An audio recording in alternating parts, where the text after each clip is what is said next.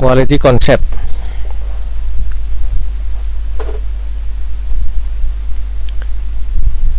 Jadi bagaimana konsep dari mutu itu kita ingin jelaskan ya.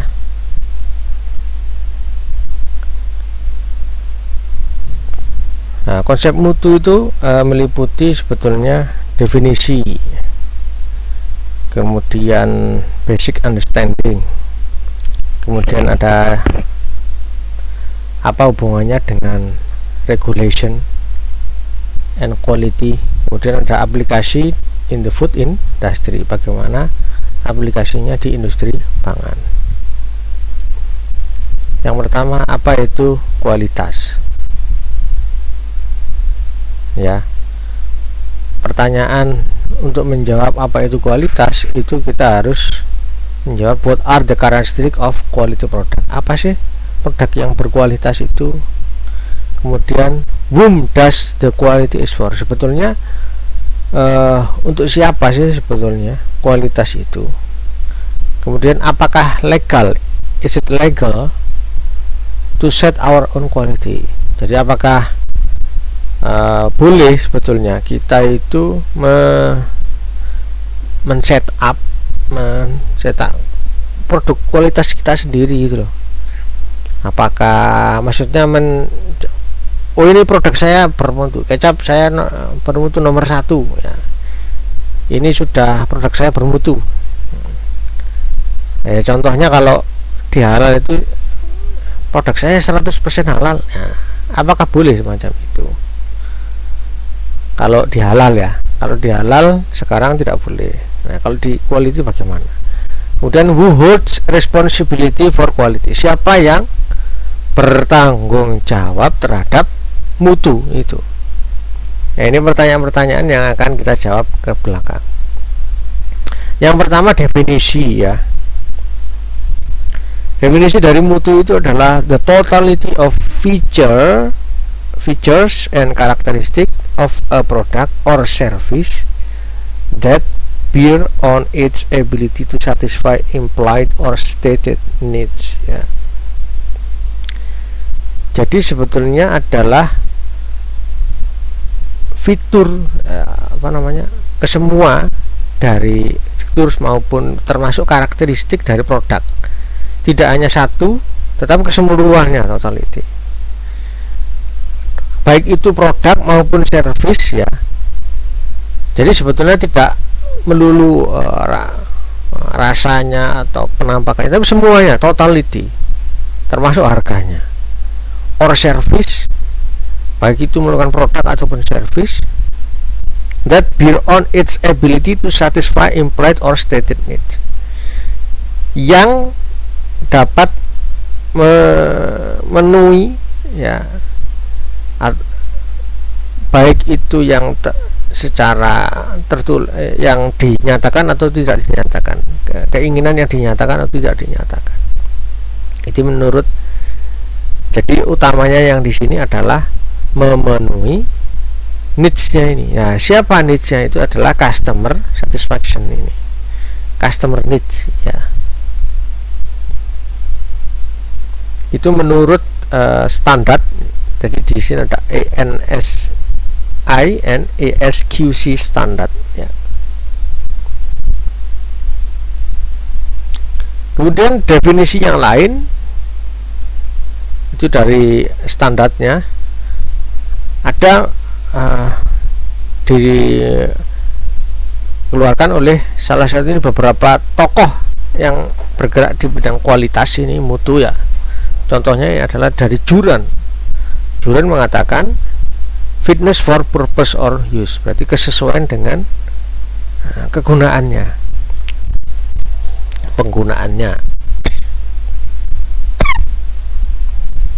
Dan Feigenbaum itu dia mengatakan the total composite product or service characteristic of, jadi totality composite itu ya, kumpulan ya, gabungan, hampir sama dengan yang tadi. Product or service karakteristik, jadi karakteristik dari produk ataupun service. karena yang kita bahas itu kan ada dua, mau produk atau service atau jasa ya. Umumnya kalau di pangan ini kita produk ya, produk pangan. Kalau di industri-industri yang lain ya service, contohnya adalah di industri tourism, industri yang lain gitu.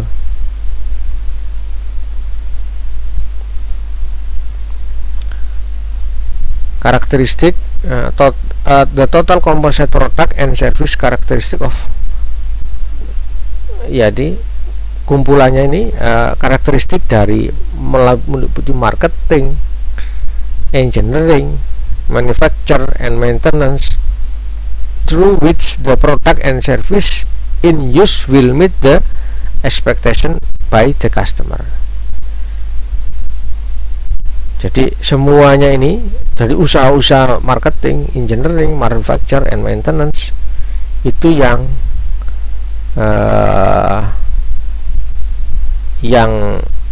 di deliver melalui produk atau service itu tadi, yang harapannya itu adalah yang utama adalah memenuhi expectation by the customer, keinginan pelanggan.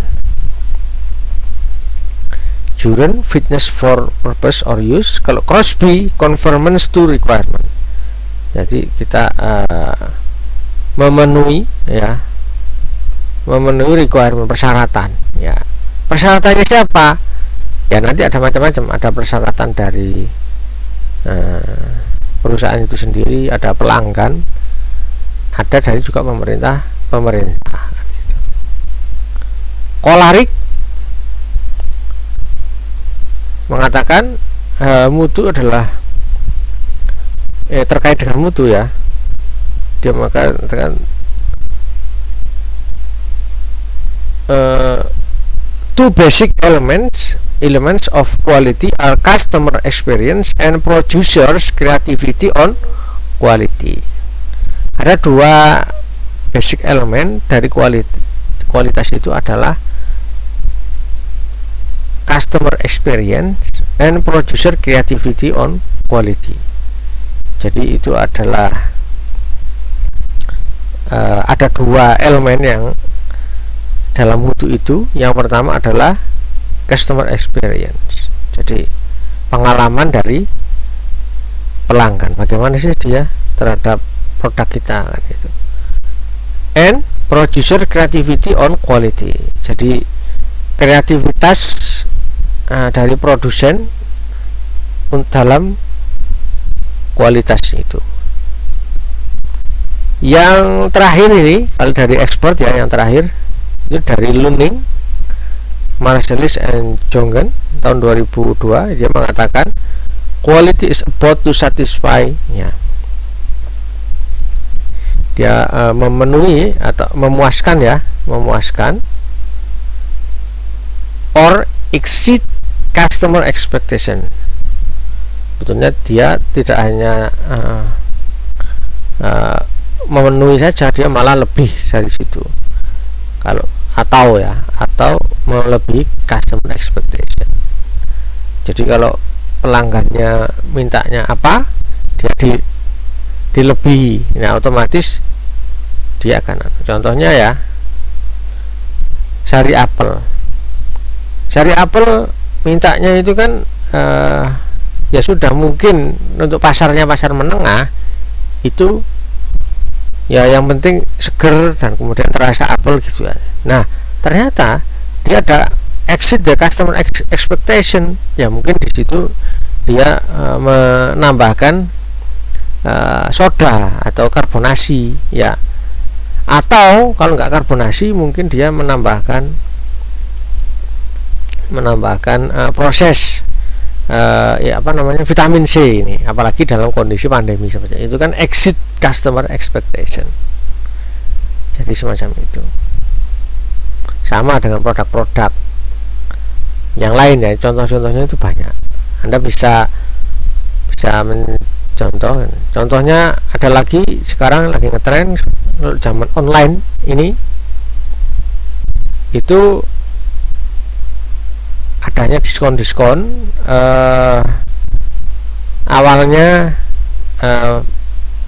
mungkin kita pesan, kalau kita di produk di marketplace pesan apa gitu, ternyata dari produsen mungkin dikasih bonus sampling produk tertentu, apa parfum atau apa. Nah, itu sebagai salah satu produk, salah satu contoh exceed customer expectation. Atau di produk pangan ya mungkin ada ya dari karakteristiknya, dipikir ini produknya biasa, ternyata dari sisi rasa ini dia benar-benar unik atau bagaimana, sehingga tidak hanya satisfy, kadang bisa melebihi customer expectation. Oke, kalau itu quality berdasarkan para pakar ya.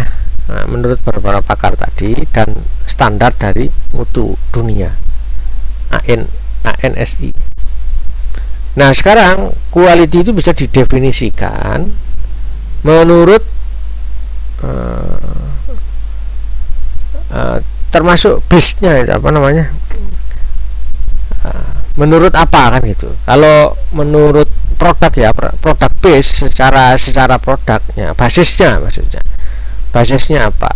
Kalau berdasarkan produknya itu adalah based on feature or attributes of the product that enhance quality. Kalau secara produk itu semacam itu. Contohnya adalah organically manufactured food product melawan regular product. Jadi kalau di ini regular product itu kan produk yang biasa ya. Tetapi ada produk-produk yang punya berbeda atribut maupun fitur yang menaikkan quality itu sendiri. Contohnya ini ada Taiwan, katakan natural ya, natural memang produknya natural, ada organik ya kan, ada healthy heart ya, heart. Jadi ada produk-produk itu yang kalau saya di luar negeri itu juga ada. Jadi ada lambang hatinya, itu ada lambang hatinya. Jadi itu menunjukkan bahwa dia memang bagus untuk heart ya. Contohnya di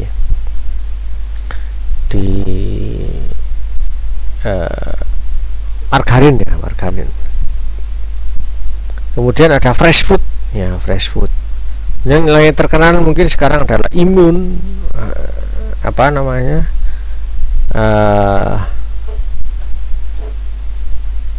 ya itu semacam. Jadi ada klaim-klaim ini, ada natural, organic, healthy living, fresh food. Ini secara produk ya, secara produknya semacam itu. Bisa berbasis produknya. Bisa juga definisi produk yang, jadi kalau ini tidak ya biasa regular produk, kalau ini sudah dikatakan produk bermutu karena dia berbeda dari sisi ini tadi, salah satu contohnya, karena ada fitur atau atribut yang menaikkan kualitasnya. Ada user base, menurut pengguna ya. The user determines the quality of the product. Ya, seperti yang dikatakan oleh Juran tadi, dia kan salah satu tokoh, dia mengatakan kualitas adalah fitness for use, kesesuaian dengan penggunaan. Contohnya adalah ready to eat microwavable dinners and melawan manufactured dinners. Jadi kalau ini yang makan makanan yang, kalau yang ini kan yang dibuat oleh perusahaan yang lain, tapi kita harus mengolahnya. Nah, ini kan kita masih mengolahkannya lagi. Kalau ini sudah ada ready to eat, ya ready to eat. Jadi user, apa namanya, pelanggan itu ada pengalaman yang memudahkan bagi dia, ready to eat. Tinggal memanaskan di microwave, kemudian bisa, atau mungkin kalau kita tinggal memanaskan di oven sebentar bisa. Nah, itu karena dari pelanggannya ya, dari penggunanya, user base, atau ready to cook produk kan semacam itu. Jadi itu dikarenakan produk ya berdasarkan kualitas, berdasarkan penggunanya. Jadi penggunanya itu bisa menentukan. Kalau ini kan dari produknya tadi, produknya apa saja ya. Kalau ini dari penggunaannya itu loh. Kemudian ada manufacturing base. Jadi kalau ini berdasarkan dari sisi produksinya ya, dari produksinya, pembuatannya, ini manufacturing base, produk dari pembuatan produk itu sendiri. Nah, kalau dari proses pembuatan, apalagi secara perusahaan pabrik dan secara industri, itu adalah conformance to specification. Jadi dia harus memenuhi, sejauh mana dia memenuhi spesifikasi. Jadi kalau memenuhi spesifikasi berarti memang benar-benar produknya bermutu. Kalau enggak, ya enggak bermutu kan gitu, gampang aja. Nah, spesifikasinya yang kita tentukan. Jadi manufacturing engineering specifies the product characteristic. Jadi engineer yang di proses manufaktur itu, dia yang akan menentukan produk karakteristik, spesifikasinya ini. The more closely manufacturing can conform to those requirements, semakin mendekati terhadap spesifikasi, the better the quality of the product. Jadi semakin mendekati, semakin bagus, semakin berarti produknya semakin bermutu. Tapi kalau semakin tidak, berarti dia tidak mendekati, berarti tidak kurang bermutu kan, dia menjadi kurang bermutu. Contohnya di sini adalah spek ya, spek ini yang dibuat. Jadi Anda kalau punya produk, bikin spek. Spek inilah yang penting, specification requirement. Contohnya adalah MC sama dengan 10%, moisture content adalah 10%. Nah, bagaimana cara menentukan moisture content ini? Ya, kita proses manufacturing ini dengan proses drying, ya kan. Nah, ketika proses drying ini bagaimana kita cek hasilnya? End product specification, ternyata hasilnya adalah moisture contentnya adalah 10%, berarti dia sesuai dengan spesifikasi gitu loh ya. Jadi secara manufaktur produknya itu sesuai dengan spesifikasi, makanya harus ditentukan ya spesifikasi dari produk Anda itu. Nah, ini nanti bisa kita evaluasi atau kita cek ya.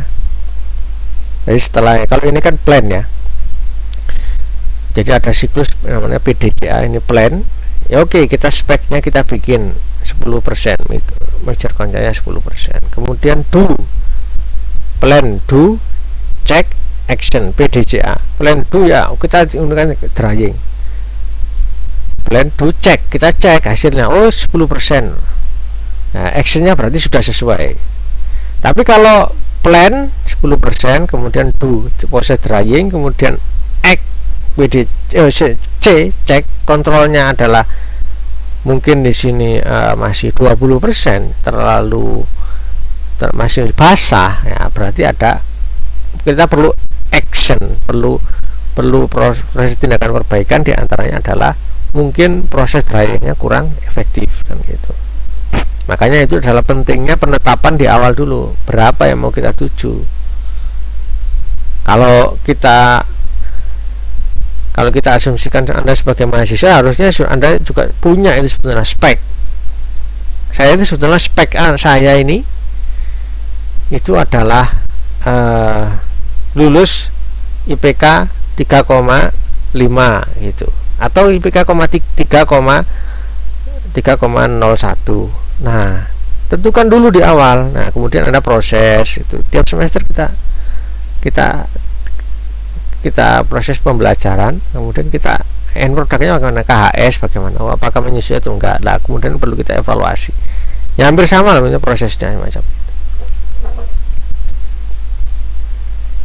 Atau mungkin spek ini, kalau Anda ingin tahu spek ini apa saja sih, Anda bisa cek di Anda, saya kira sudah, kalau di komputer itu mungkin lebih nyata ya speknya.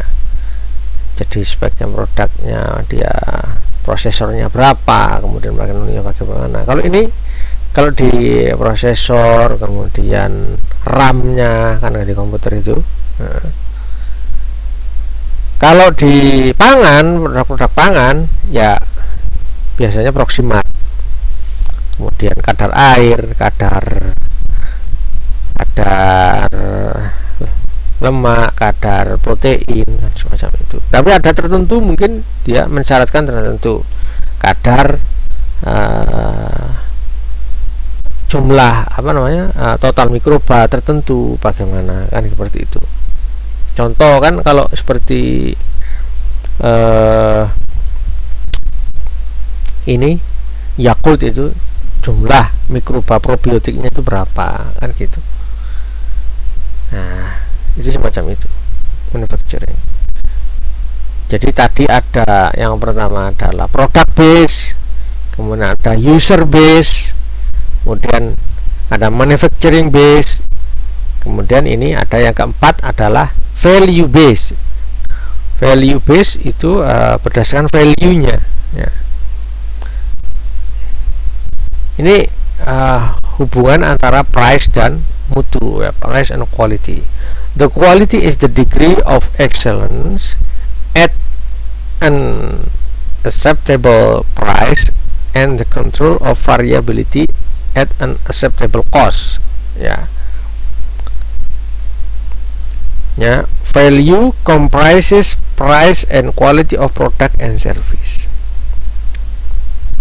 Jadi kalau berbasiskan value, kualitas itu adalah seberapa excellent seberapa excellent tingkat ke excellent ya, excellent itu, kemudian pada harga yang ditentukan, kemudian control of variability at an acceptable cost ya. Contohnya ya ini. Nah, value itu terdiri dari price and quality of product and service.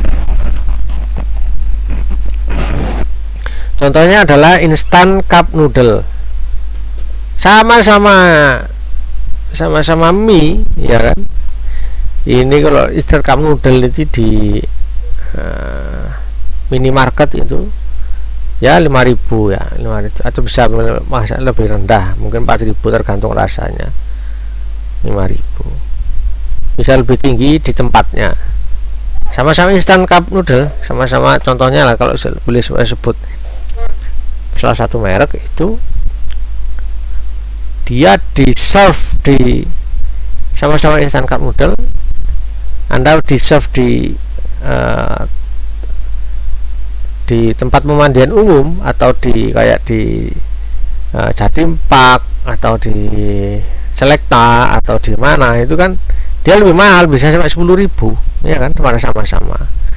Kemudian di serve di cafe ya itu sudah 25.000 ya, instant noodle, tapi yang bukan yang ini ya, bukan yang cup, tapi yang serve ditambah apa sedikit-sedikit. Lagi tren, banyak trennya di Malang, di contohnya apa namanya, lupa ya.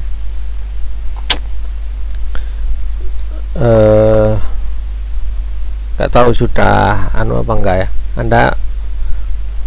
Anda oh ya, Anda 2019-an ya, itu saya kira masih menemui apa namanya, kok lali ya saya. Ada yang bisa menyebutkan namanya ini, lupa saya. Pokoknya produknya Indomian itu.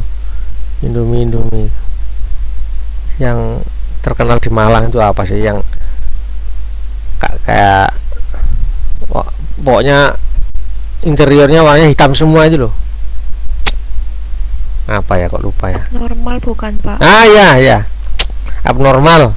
Nah, sudah lama ini ke pandemi kita nggak ke sana. Mungkin nggak tahu, mungkin sekarang mungkin sepi ya, karena saya kira ini banyak banget yang mahasiswa ini yang dengan tutup ya, bukan tutup ya, mungkin sedikitnya mahasiswa di Kota Malang ini mungkin pangsa pasarnya juga berkurang ini. Saya lihat beberapa waktu lalu di abnormal ya, banyak cabangnya. Itu sudah harganya sudah beda. Kalau di Kayung Yun juga beda lagi ya, lebih murah. Nggak tahu instan noodle itu kalau buatan orang itu biasanya lebih enak daripada kita bikin sendiri. Kemudian noodle serve at 5-star hotel ya, apalagi kalau di hotel bintang 5 itu sudah menjadi 300.000 ya, sama-sama noodle ya, tapi walaupun bukan mie instan, tapi sebetulnya bahan bakunya sama kan gitu ya, sampai 300.000. Karena itu adalah value comprises price and quality of product and service. Jadi value ini itu terdiri dari harga, quality of product, produknya yang berkualitas, sama service ya, gini. Ada service, tempat servisnya. Jadi memang servisnya itu dihargai juga, jangan itu diabaikan. Kita cuman mikir harga bahan bakunya saja gitu.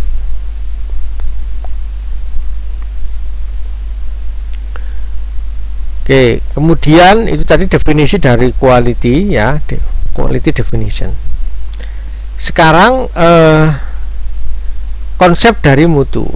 Konsep dari mutu itu ada beberapa hal, yaitu ini ada model ZIP.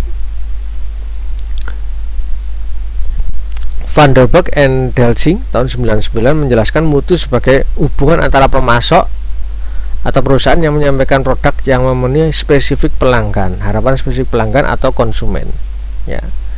Jadi ada pemasok, ini produk, kemudian ini harapan dari konsumen, ini harus match. Jadi antara harapan dari konsumen dan produknya itu harus match. Kalau enggak match itu berarti produknya enggak bermutu. Jadi harus match. Ya, kalau ini contohnya geriginya ada berapa ini? Ada 4, ini cuma 2. Nah, kemudian di mana kan nggak match ya. Nah, berarti itu produknya jadi tidak bermutu. Ini model ZIP ini semacam itu. Jadi harus bisa menyesuaikan antara dari produk yang dipasok oleh ya produsen ya dengan harapan dari konsumen. Kemudian titik pandang mutu ya, itu model ZIP. Kemudian titik pandang mutu, Evans and Lindsay tahun 96, konsep mutu sering rancu sebab orang mempertimbangkan dengan kriteria yang berbeda. Ada 5 kriteria. Ada yang judgmental ya. Yang pertama, mutu dipertimbangkan dari aspek keunggulan dan superioritas ya, perbandingan karakteristik dari produk. Oh, ini produknya bermutu, pokoknya bermutu secara judgmental sebetulnya. Pokoknya produk saya kecap nomor 1. Nah, itu kadang-kadang di judgement semacam itu. Kalau produknya ini itu bagus ya, itu secara judgmental, dipertimbangkan dari aspek keunggulan dan superioritas ya. Ini perbandingan karakteristik produk. Kemudian ada produk base tadi, mutu didefinisikan sebagai suatu fungsi spesifik dan variabel yang dapat diukur ya. Perbedaan dari kuantitatif ya, dapat diukur secara kuantitatif. Fungsi spesifik dan variabel yang diukur. Kemudian ada user base, mutu ditentukan sebagai apa yang diinginkan pelanggan. Tadi sebetulnya pelanggan itu maunya apa dan itu bagaimana. Apakah sebetulnya titik pandangnya itu sebetulnya dari sisi pelanggan mau bermutu atau enggak, sebetulnya dari pelanggannya. Kemudian dari value base mutu dikaitkan dengan kebergunaan usefulness atau kepuasan dengan harga bersaing. Jadi dia berguna atau enggak, kemudian atau bisa juga dari kepuasannya. Nah, itu bagaimana? Jadi dari sisi kebergunaan, semakin berguna atau ada kepuasan dengan harga tertentu yang bersaing, nah itu value base. Ada juga produk itu dinamakan bermutu atau tidak, ya cara pandangnya, titik pandangnya itu manufacturing base mutu sebagai hasil yang diinginkan dari praktek rekayasa dan produksi. Ini manufacturing, jadi rekayasa ya, dan produksi kesesuaian dengan spesifikasi. Jadi ya pokoknya sesuai spek kan gitu. Itu kalau secara manufacturing base gitu. Kalau value, kebergunaannya bagaimana atau kepuasannya bagaimana. Kalau user, nah pelanggannya bagaimana kan gitu. Kalau produk base, ya sebetulnya ada fungsi atau variabel apa yang bisa diukur dan dibandingkan dengan produk yang lain tadi. Kalau judgmental, ya ini perbandingan karakteristik produknya bagaimana. Nah ini tadi ada 5 ini. Kalau dari digambarkan itu bisa semacam ini. Jadi perspektif mutu atau cara pandang titik mutu atau ini tadi titik pandang mutu itu ada yang product base, itu dari ya product base, kemudian user base ya, kemudian value base ya, perancang, kemudian manufacturing base ya personal produksi, kemudian distributor. Balik lagi, jadi dari konsumen itu dia akan product base ya, kemudian dari pemasar dia user base, bagaimana sih menurut pelanggan itu dari pemasar berguna untuk ini. Kemudian dari perancang itu value base. Kalau dari orang-orang produksi pokoknya manufacturing base ya, pokoknya sesuai dengan spek ya, itu menurut produksi bermutu. Ini masuk ke distributor, balik lagi di sini. Jadi semuanya ini ada titik pandangnya masing-masing. Jadi tidak bisa sebetulnya diukur menurut saya sesuai spek ya produknya pasti bermutu. Ya belum tentu, tergantung. Itu kan menurut personel produksi. Lah kalau menurut perancang bagaimana value-nya? Pemasar bagaimana user base-nya? Titik pandang dari perspektif dari user. Kalau dari konsumen, ya menurut konsumen ya bagaimana produknya itu tadi product base. Jadi ada perbedaan-perbedaan itu tadi ya.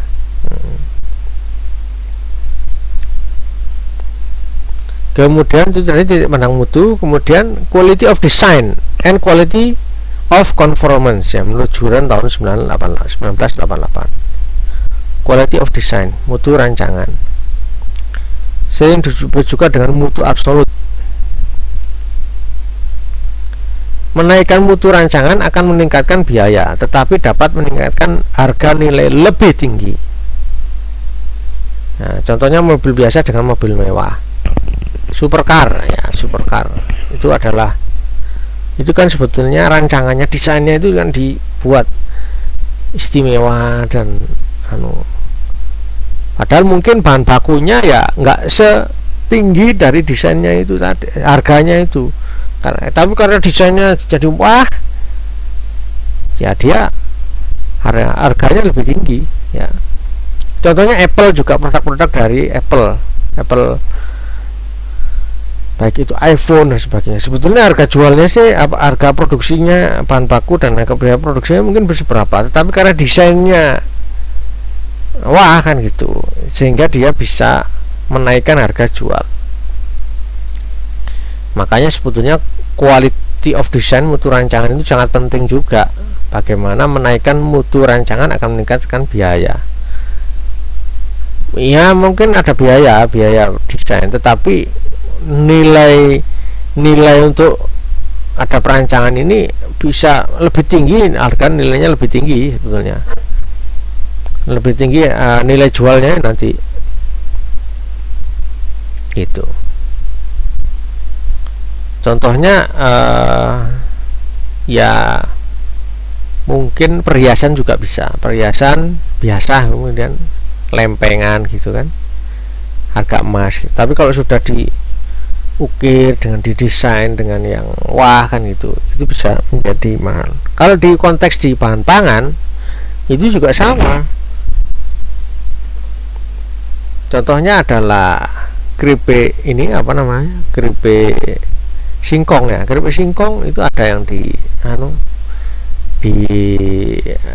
pinggir-pinggir jalan itu ada yang jual per kiloan kan gitu. Tapi kalau sudah masuk di minimarket, cassava apa namanya itu ya, saya kok lupa, warnanya hijau itu namanya, itu kan jadi nilainya lebih tinggi. Padahal mungkin sama saja sebetulnya, tidak begitu banyak berbeda kandungannya sebetulnya. Itu of design.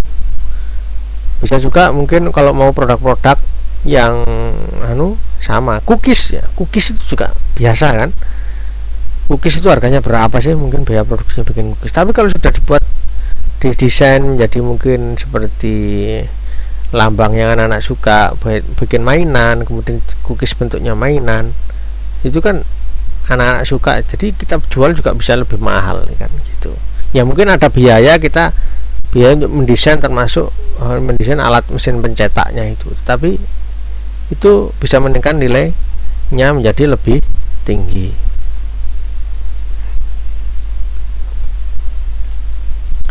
Kemudian ada quality of conformance ya, yang jadi ada menurut Juran itu ada quality of design, jadi mutu rancangannya tadi. Kemudian ada mutu quality of conformance ya, mutu kesesuaian, merupakan tingkat kesesuaian terhadap rancangan produk dan jasa. Produk atau jasa bisa mempunyai rancangan yang baik, tapi dalam pembuatannya banyak ketidaksesuaiannya. Jadi kadang-kadang desainnya sudah oke, tapi banyak ketidaksesuaiannya. Nah ini juga jadi masalah. Jadi tidak hanya desainnya, tetapi juga harus kesesuaiannya gitu. Jangan sampai kita sudah bikin desain yang bagus, tetapi sebenarnya tidak sesuai ya, tidak sesuai baik itu dari speknya, tidak sesuai dengan customernya, jadi macam-macam ketidaksesuaiannya. Akibat dari ketidaksesuaiannya karena kita harus pokoknya membuat desainnya, rancangannya, tetapi tidak sesuai tadi, itu akibatnya non conformance ya. Conformance itu produk-produk akibat banyak cacatnya ya, banyak ketidaksesuaiannya. Akibat dari ketidaksesuaian itu menjadikan banyak, bisa terjadi scrap ya. Scrap itu ya banyak yang dibuang kan gitu. Jadi contohnya kita bikin ini apa namanya, kue apa namanya, cookies yang tadi, mungkin dalam cetakannya karena kita nggak memperhitungkan dari kesesuaian, kita mungkin banyak yang terbuang bahan bakunya pada waktu kita membuat cetakan. Apakah itu mungkin cetakan, bisa juga di cetakan ini kalau Anda tahu itu kan cetakan untuk kue ulang tahun gitu kan, kadang-kadang ada scrap yang banyak yang dibuang itu kan. Iya, scrap, sisa yang dibuang. Nah itu harus diperhitungkan. Makanya tidak hanya desainnya, tetapi juga kesesuaiannya ini. Kalau enggak, nah ini banyak scrap, kemudian pekerjaan ulang, kadang-kadang rework ya, jadi kita ternyata produk kita tidak sesuai dengan mungkin mesin, contohnya spek mesin kita tidak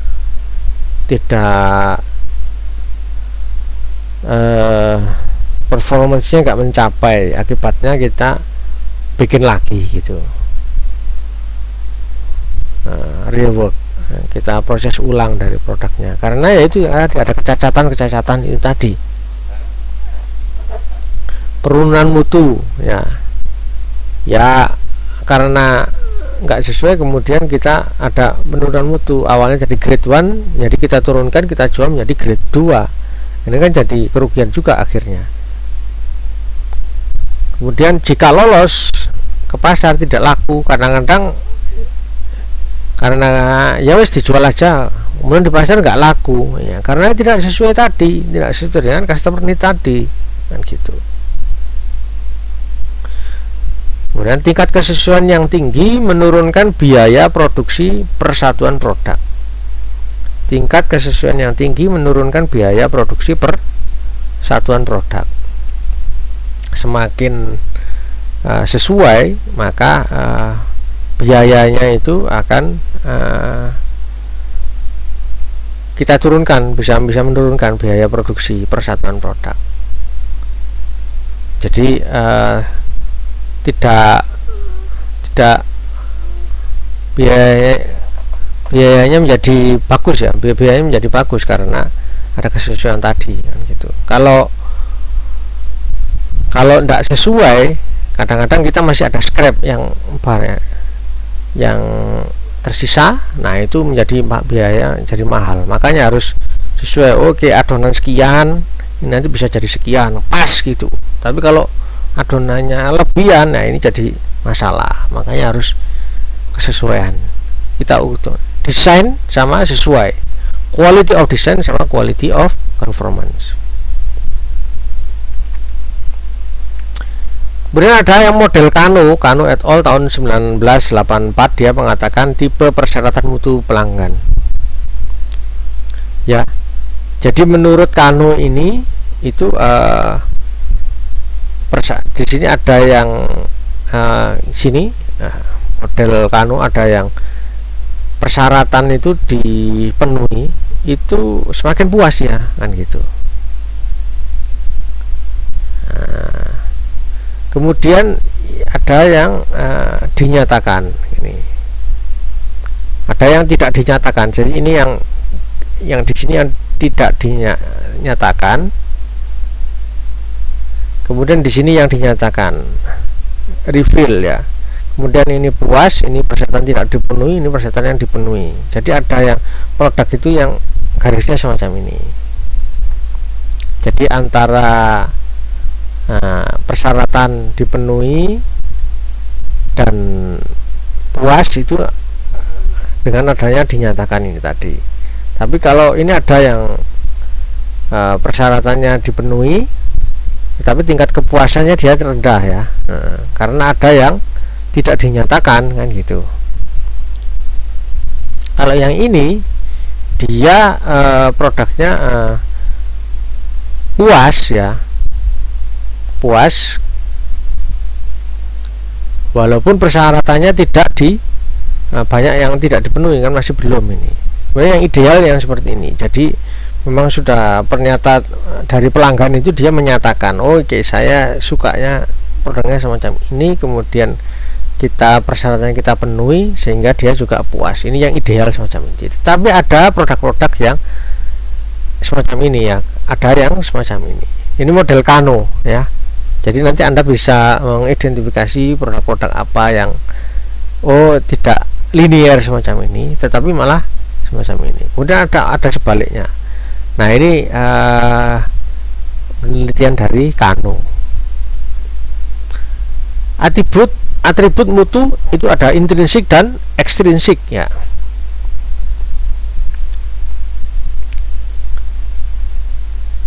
Ini Friendship Paulson Steenkamp menyatakan bahwa ya dalam ini di ketiganya ya menyatakan bahwa untuk produk pangan dan pertanian ada dua kelompok atribut mutu, yaitu adalah melekat pada keadaan produk dinamakan produk atribut intrinsik, ada yang berkaitan dengan cara produksi, pemasaran dan pengaruh terhadap lingkungan dinamakan atribut ekstrinsik ya. Jadi yang ada yang intrinsik, ada yang ekstrinsik ya. Nah ini melekat pada produknya di produk itu sendiri, ada yang berkaitan dengan cara produksi, pemasaran dan pengaruh terhadap lingkungan dinamakan atribut ekstrinsik. Nah ini bagaimana apa saja produk atribut mutu yang intrinsik dan apa mana yang ekstrinsik. Contoh dari atribut intrinsik itu adalah keamanan dan kesehatan. Jadi memang di produk itu aman, jadi secara mengandung baik untuk kesehatan. Kemudian dari sensori organoleptiknya bagaimana, dari sisi rasa, aroma, ya, warna gitu. Dan fungsional, ya, fungsional tadi terhadap fungsinya bagaimana. Kalau bisa fungsional, kalau di pangan biasanya fungsionalis terhadap kesehatan, atau mungkin ya fungsinya apa kalau di produk-produk yang lain. Kemudian shelf life, umur simpannya bagaimana. Ini adalah atribut mutu intrinsik dari produk. Kemudian atribut mutu ekstrinsik itu adalah contohnya adalah karakteristik sistem produksi, aspek lingkungan, ya, aspek pemasaran. Jadi di luar produknya itu sendiri, jadi ada sistem produksinya ini modelnya bagaimana, apakah mungkin aspek lingkungan dia mungkin diolah dari produk-produk yang bagus, dari secara lingkungan itu bagus, ya, secara lingkungannya bagus atau tidak merusak lingkungan atau semacam itu. Mungkin kita ada, kalau di kita ada ISO 14000, ya, dari aspek lingkungannya. Kemudian dari pemasarannya itu bagaimana, dia sistem pemasarannya ini sekarang lagi ngetren, ini sistem pemasarannya, dia bisa tidak hanya online, dia mungkin juga tidak hanya offline, malah sekarang dia online gitu. Itu atribut mutu ekstrinsik.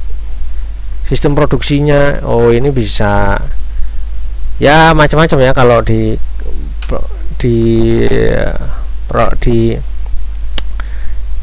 kaos itu, ini kaos ini bisa diproduksi mau banyak atau sedikit, kan gitu. Nah, kalau kita mungkin di pangan ini bisa juga mungkin partainya mau melayani partai besar atau partai sedikit, kan gitu, sistem produksinya. Sebetulnya atribut mutu dan intrinsik dan ekstrinsik itu dibatasi oleh undang-undang dan permintaan konsumen gitu loh. Jadi sebetulnya ada regulasi dari konsumen, dari pemerintah, plus ada juga konsumen itu sebetulnya maunya apa, kan gitu. Dia suka yang contohnya mungkin yang bagaimana gitu. Contohnya kalau produk mie itu konsumen itu sukanya yang mie-nya kayak pangsit, ya, mie-nya itu kan mungkin pakai kuah atau tidak pakai kuah atau bagaimana, atau tingkat kekeringan, kadar airnya bagaimana, itu kan konsumen bisa kita cek, ya, dari customer need, ya, atau bisa dari yang kalau kita tahu, ya, dari uji konsumen, ya, uji konsumen kita cek, plus dibatasi plus undang-undang regulasinya bagaimana, Badan POM atau dari LP POM kalau halal, BPJPH, ya. Ini bisa menentukan nanti, kan kalau di SNI juga ada, itu kan ada sifat fisik, kimia, mikrobiologi, ya. Nah, dari produk sebab kadar airnya semacam ini berapa, dan cara pengolahan dan cara pengemasan dan cara transportasi itu dibatasi juga, kan.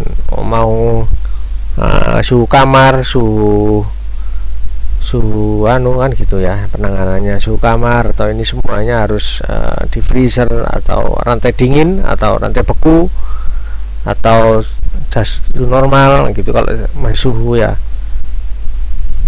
ready to eat atau bagaimana, cara transportasinya juga bagaimana, kan gitu, ya.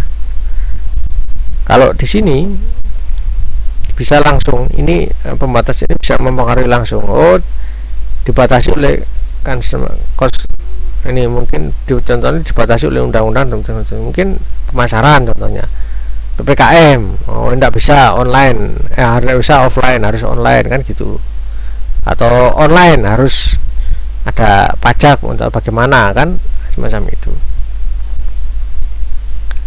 Atau cara penanganan, ya, transportasi juga mungkin apalagi kondisi pandemi ini mungkin kita harus menyesuaikan semuanya sebetulnya. Dari sini ini sifat fisik, kimia, mikrobiologi, kemudian cara penanganan, pengolahan, pengemasan, transportasi ini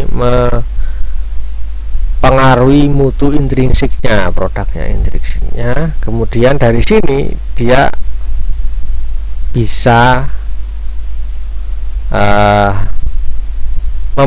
bisa mempengaruhi persepsi dan harapan konsumen. Apakah konsumen dan harapan dari konsumen itu bisa terpenuhi atau enggak, itu ya tergantung dari ini, bagaimana kita memenuhi undang-undang dan konsumen. Kemudian kita bisa menentukan sifat fisik, kimia, dan mikrobiologi produknya. Kemudian kita bisa atribut keamanan, tingkat keamanan sensorinya bagaimana, sehingga kita jadi sama. Ini juga transportnya mau bagaimana, pengemasannya bagaimana, pengolahannya bagaimana, pengenalannya bagaimana.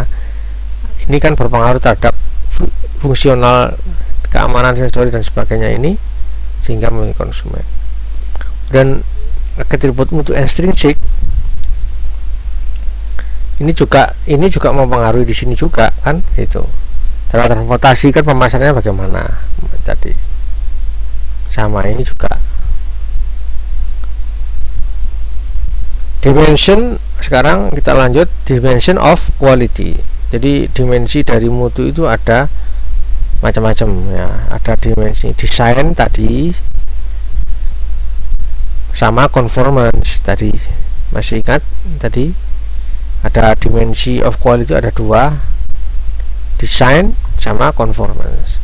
This determine the market segment. Jadi contohnya kalau mobil mahal tadi, supercar, itu kan market segmentnya yang tinggi ya, apa namanya, menengah ke atas, bukan hanya orang-orang atas saja kan gitu. Not only an engineering decision but involve customer, manufacturing and other stakeholder. Jadi banyak desain ini tidak hanya engineering, kadang-kadang juga customernya, mereka penggilanya itu bagaimana, kemudian pembuatannya, karena ini buatan dari BMW dan sebagainya, manufacturingnya memang sudah dibuat dari negara tertentu, itu macam-macam, itu desainnya. Ini adalah product process specification. Kalau dari pangan ini, jadi kita speknya dari desainnya kita tentukan. Akibat dari desain ini tadi itu diturunkan dengan adanya spesifikasi produk ya. Jadi kalau ini conformance, kesesuaian dengan sesuai atau enggak, David Garvin, its dimension of quality to link customer requirement to engineering design. Jadi ini adalah kepuasan dari pelanggan, ya produknya cacat atau enggak, produknya sesuai atau enggak, maksudnya berkualitas atau enggak ya. Nah, conformance itu yaitu, kalau yang non conformance itu kan cacat, ini berarti produk sesuai dengan produknya sesuai dengan customer ya. Jadi Anda selain tidak hanya bikin desain yang pas, tetapi juga harus ada produknya itu bisa sesuai dengan conformance. Ini conformance maksudnya sesuai, memenuhi customer satisfaction. Nah, ada 8 dimensi dari quality ini. Nah, apa saja dimensi dimension of quality? Itu ada, yang pertama adalah performance, kedua features, reliability, conformance, durability, service ability, aesthetic, sama perceived quality. Yang pertama performance, fungsi utama produk, parameter kepuasan pelanggan ya. Jadi secara performance ya, ini yang utama produknya. Produknya ini yang utama, produknya mau bikin apa, contoh bakery ya produk utamanya, dia kekenyalannya bagaimana kan gitu ya. Nah, atau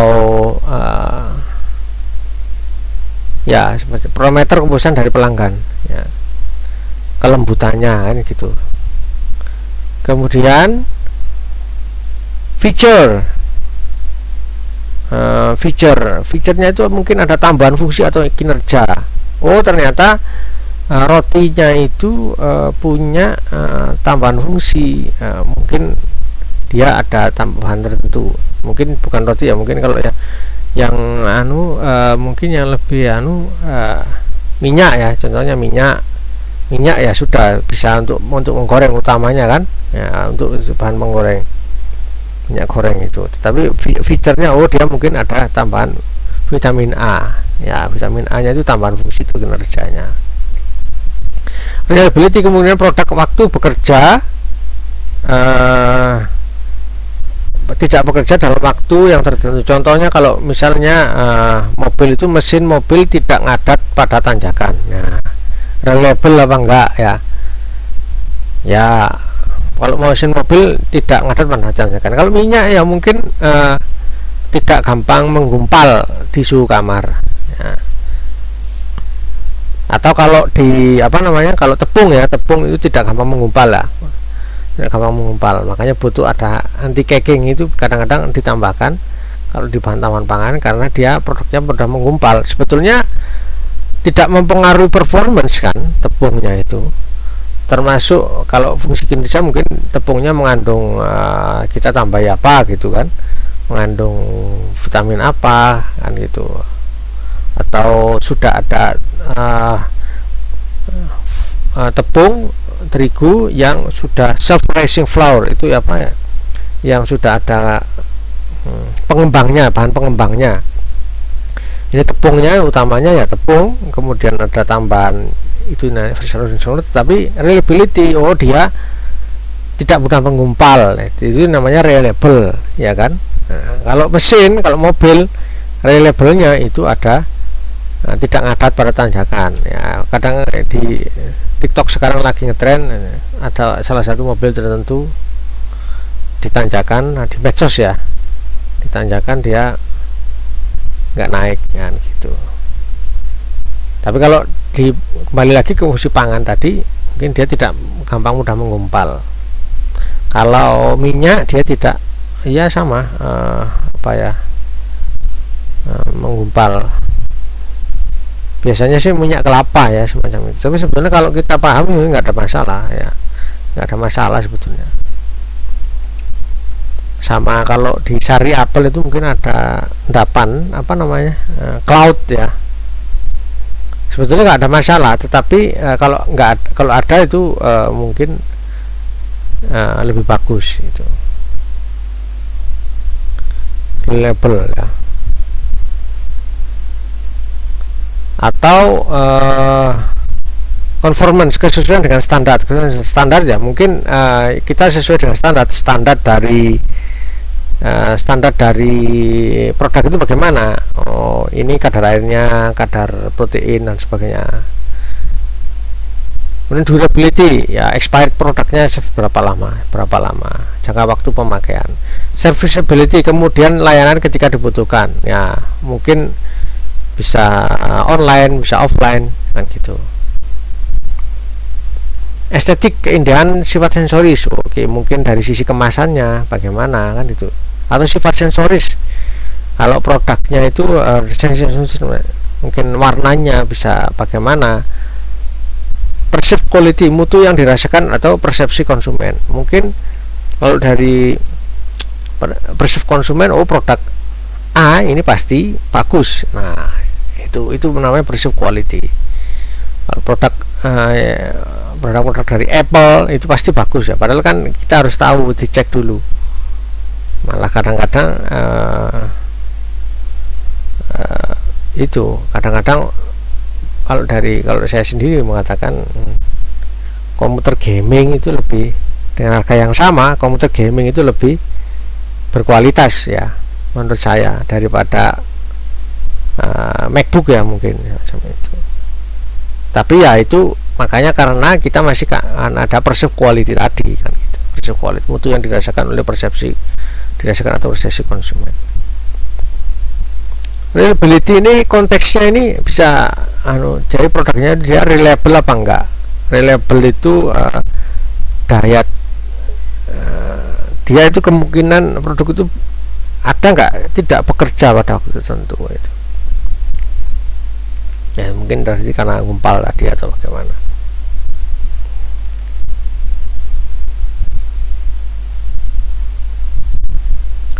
Itu kemudian quality and regulation. Jadi di government itu ada government, kemudian ada government dia ada fungsinya beliau government akan mengeluarkan food laws and regulation. Saya kira ini mungkin Anda ngambil ini mata kuliah regulasi mutu pangan ya, yang terkait dengan ada 2 hal yang diatur. Sebenarnya 3 hal ya government ini, ada food safety, keamanan, ada food quality standard, mutu, ada sebenarnya juga halal ya. Jadi ada 3 kalau di negara kita, food safety, food quality, sama halal. Kemudian government protect customer from, ya ini dengan kan ini biasanya ada dari Badan POM. Kalau standar ini biasanya SNI, kalau safety Badan POM, kalau quality standard biasanya pakai SNI.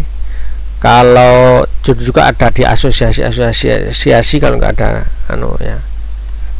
Kalau government itu fungsinya adalah protect consumer from unsafe food ya, jadi produk yang tidak aman ya.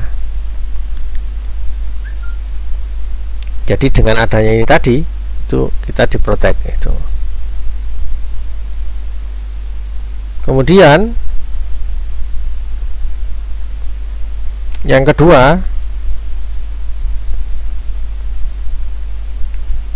kalau ini deception, jadi selain tidak aman juga ada deception atau misinterpretation or fraud of food quality characteristic. Jadi mungkin ada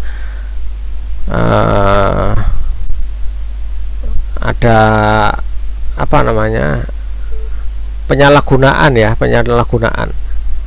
Kalau misrepresentation itu kan contohnya ada produk ini dari klaim ya, produk ini mengandung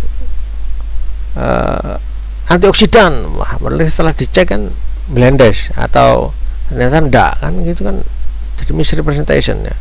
Atau fraud of quality characteristic ya, mungkin ini kandungan produk ini kandungan proteinnya sekian, ternyata setelah ditelusuri itu kemarin dulu ada kasus itu susu yang mengandung melamin ya, ternyata proteinnya dari melamin kan, gitu. Ini salah satu contohnya ya. Protect consumer from unsafe food, tidak aman dan potensi fraud. Mungkin adulteration, ini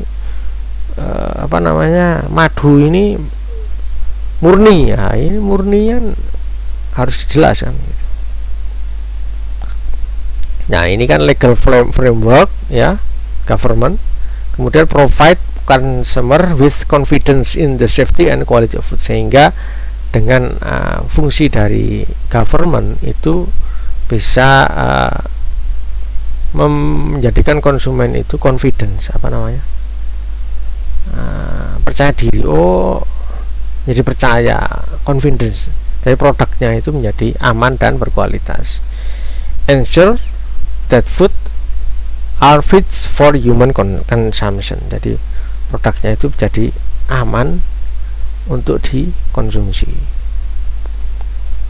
Ini secara sekilas ya, ini mungkin perlu diupdate lagi.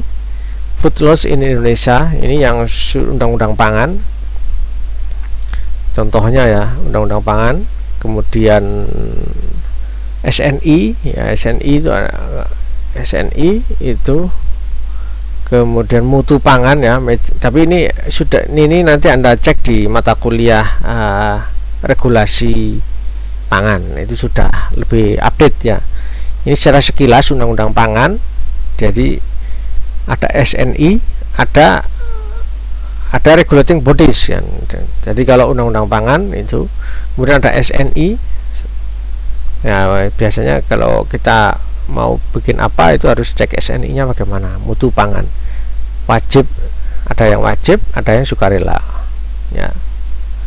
Kemudian adopsi standar internasional. Sebetulnya SNI ini biasanya kita adopsi dari standar internasional, biasanya kodek, ya, kodek alimentaris itu, atau FAO, Joint Committee of FAO dan WHO, itu dia bikin standar, kemudian kita turunkan, ya, menjadi SNI sesuai dengan konteks Indonesia, kan gitu. Kadang ada yang sama ngeblok tinggal di bahasa Indonesia kan. Ini nanti dinamikanya, dialektikanya Anda di mata kuliah regulasi pangan. Kemudian ada regulating bodies, contohnya ada Badan POM, ya, ada Dinkes kabupaten kota. Ya, kalau Badan POM ini yang MD, Depkes, MRI, MD, sama ya MD itu kalau dalam negeri, ya, izin edar, ya. Kalau Dinkes kabupaten kota ini adalah yang PIRT, ya. Ada BSN, penetapan standar. Jadi kalau yang bikin SN ini Badan Standarisasi Nasional, Badan Penetapan Standar. Nah, untuk keamanan pangan itu ada PP nomor 26 tahun 28 tahun 2004, PP 69 tahun 99, kemudian ini dan sebagainya ini. Nah, tapi ini yang update di mata kuliah regulasi pangan. Ini secara sekilas saja semacam itu. Nah, terkait dengan hal tersebut, maka standar dari kualitas itu ada yang legal standard, ada industri standard, ada company atau voluntary label standard, ada consumer or grade standard, kan gitu. Jadi mungkin secara legalnya itu tadi sudah jelas. Jadi SNI sekian sekian sekian, kalau di undang-undang pangan sekian sekian, itu ya standar. Dan company atau voluntary label standar, jadi mungkin contohnya tadi ada organik atau apa, jadi ada voluntary. Nah, dulu halal itu adalah voluntary, sekarang sudah menjadi legal standard, sudah mandatory, sudah wajib. Kemudian industri standar itu standar dia bikin masing-masing industri, mereka bikin standar, mungkin melalui spek itu tadi, spesifikasi, dia punya standarnya sendiri-sendiri. Kemudian consumer or grade standard, ya, jadi dari konsumen itu dia mempunyai grade-grade tertentu, ya, grade A, grade B, grade C, kan gitu. Jadi ada macam-macam dari standar dari kualitas ini tadi. Nah, application of food quality concept in the food industry. Bagaimana sih aplikasinya dari konsep mutu dalam bidang pangan? Itu adalah input, proses, output, ya. Jadi food production system itu kan ada input, ada proses, ada output. Jadi kalau food production system itu ada input, bahan baku, kemudian kita proses, kemudian hasilnya bagaimana, kan gitu. Nah, ini di organisasi perusahaan macam ini. Ini ada di quality planning, ya. Kemudian dari QC yang mengontrol, ya, kita ini mata kuliahnya ini juga. Kemudian quality improvement, quality yang lebih tinggi lagi SMM, System Management Mutu, Quality Management System. Nah, ini quality assurance sama food quality and food safety. Nah, responsibility for the quality, siapa yang responsible untuk quality? Quality is everyone job. Jadi semua sebetulnya, tidak hanya QC atau QA team, tapi semuanya harus bertanggung jawab terhadap kualitas, ya. Contohnya adalah assembly line worker, the typist, purchasing, presiden, bahkan pemilik perusahaan itu beranu. Jadi dimulai dari mana kualitas itu? Responsibility begins when marketing determines the customer quality requirement and continues until the product is received by a satisfied customer. Jadi sampai diterima oleh konsumen yang puas, kan gitu. Dari mulai marketing, ya. Nah, ini secara jelasnya gini.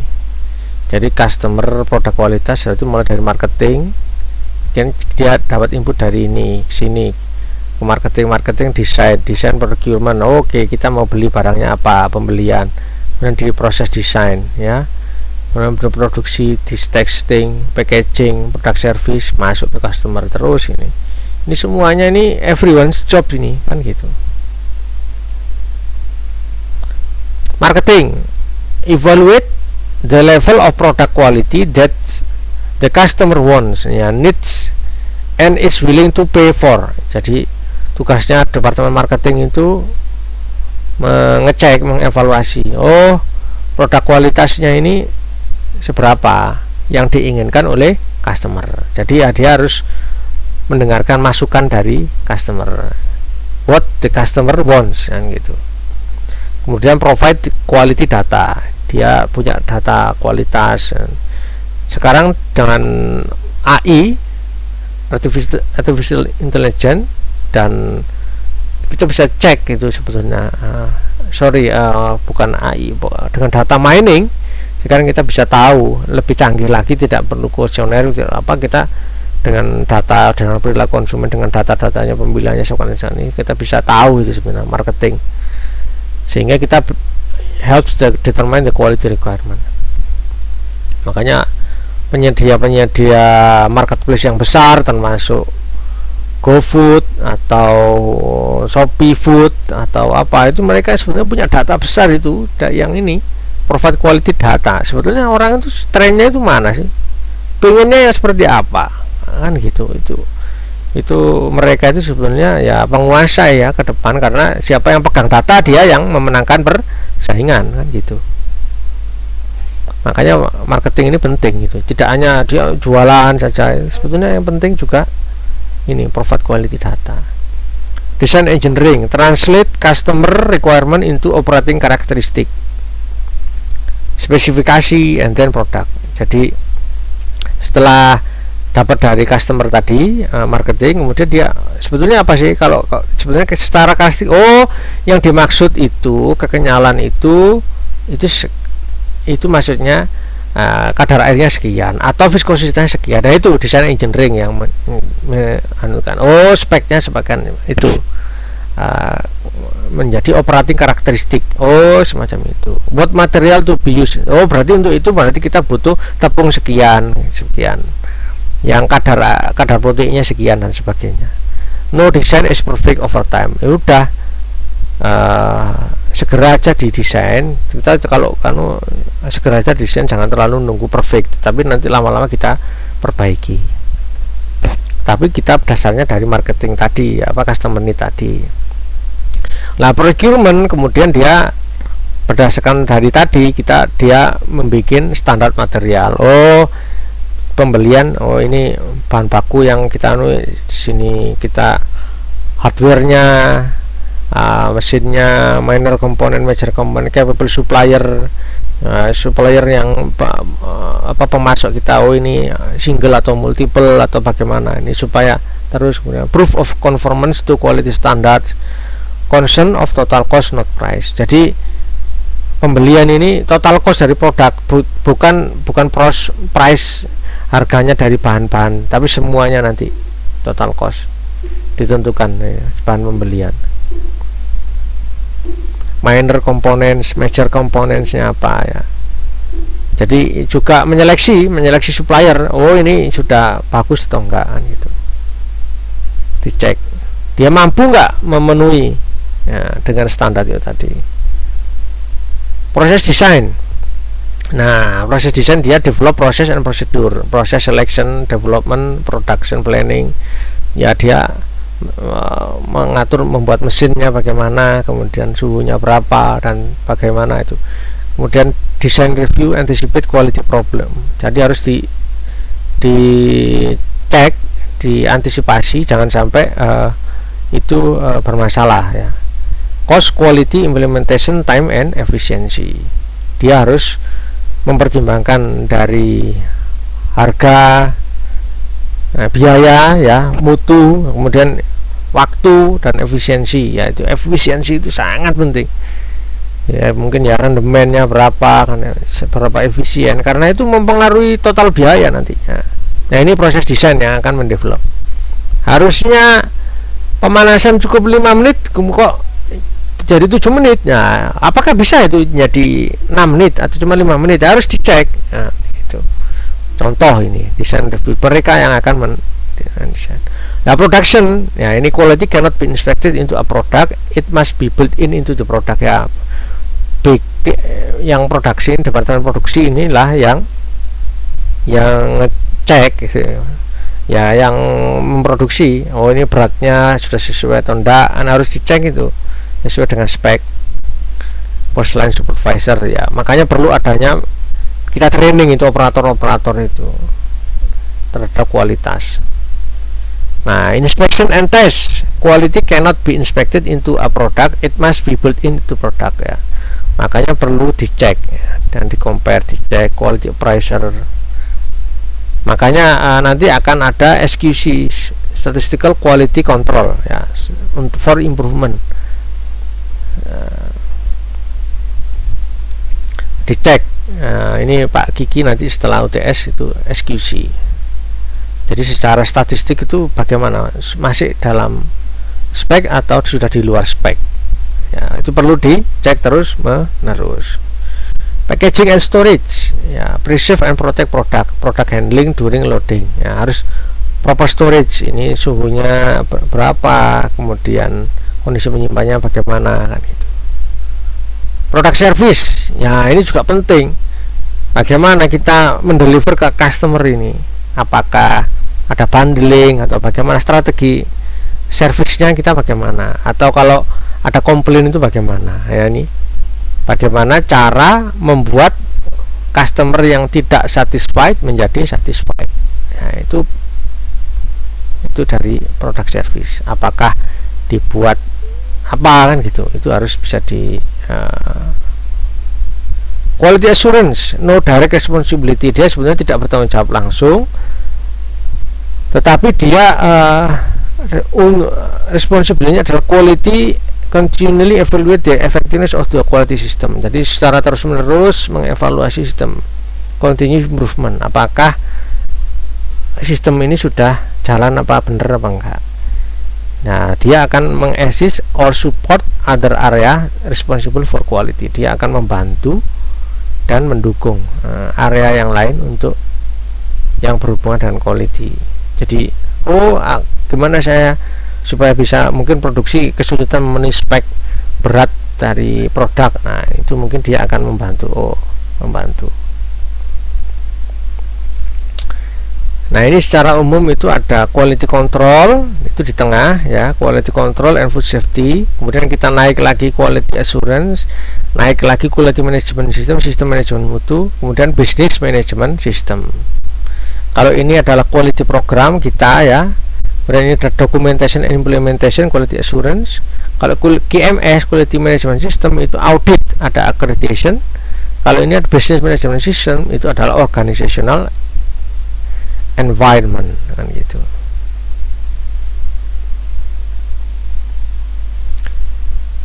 CEO dia responsible for each area including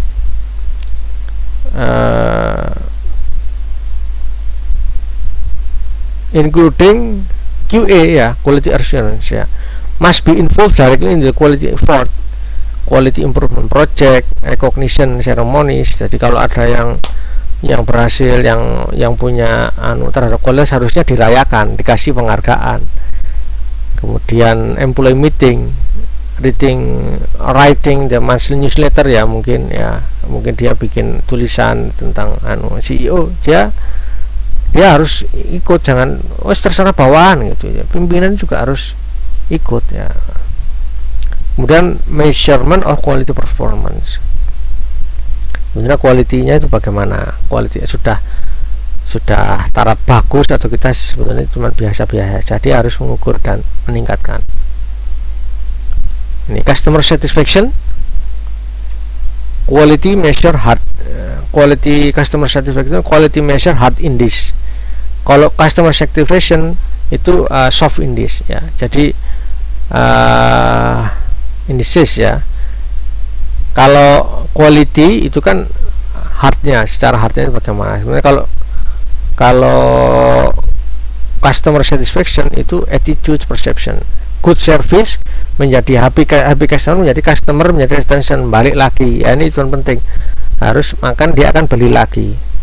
Bad service, unhappy customer, ngilang, ini sudah nggak beli lagi, beli pertama dia akan, karena dia ini harus ada attitude sama perception ini yang attitude-nya dari CS-nya itu termasuk perception, oh ini produknya berkualitas atau enggak. Nah, ini modelnya ya, quality service characteristic of the product or service that represent important dimension, quality dimension. How the customer defines the quality or product or service ya. Jadi ada perceived overall quality, overall customer expectation, kemudian perceived value, kemudian customer satisfaction. Customer bisa ada dua nanti, customer complaint atau menjadi loyal, jadi tergantung ini mau ini dia complaint ya, kemudian loyalty, kemudian dia akan menjadi repurchase. Saya kira itu